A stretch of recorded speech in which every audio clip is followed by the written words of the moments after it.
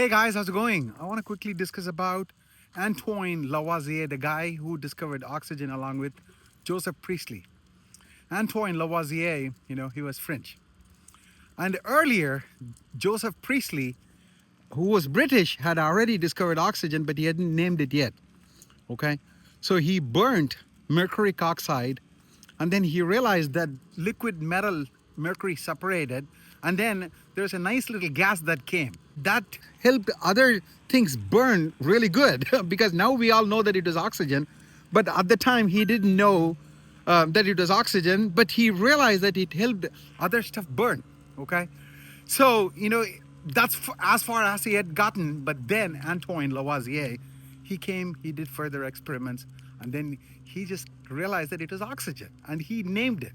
Can you guys believe that? And then, from what I understand, he also named hydrogen, also named nitrogen, and he also named carbon. Brilliant, isn't it? I mean, these guys. So, but what happened was, though, a sad ending to him. He was a tax collector in the initial part of his life, but then later he became a scientist and started doing all these experiments. But his tax collection job came and haunted him later in his life, and it cost him his life. And when French Revolution started, the bourgeois, they became completely against aristocracy, and then they started going after all the people that were involved in the government. And then they ended up, going after, Antoine Lavoisier, and then they put him to death. They found him guilty of crimes against, I think, the people. And then he and his father-in-law, they were both put to death, you know, by, having their head cut off under the guillotine on the same day. That's sad, isn't it? But I'm just so amazed that he was a brilliant scientist who ended up naming so many elements: oxygen, nitrogen, hydrogen, and also carbon. So in history, we rarely find such people,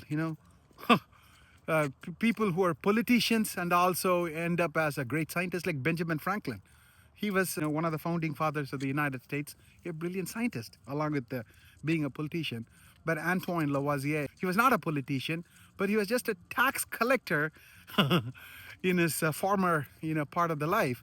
But then later he became a scientist. But then that being, the tax collection history that came and haunted him, and then it cost him his life. Sad, isn't it? Anyway, so these are some of the things that I learned today during my dog walk, hearing to some podcasts, and I wanted to share the knowledge with you guys.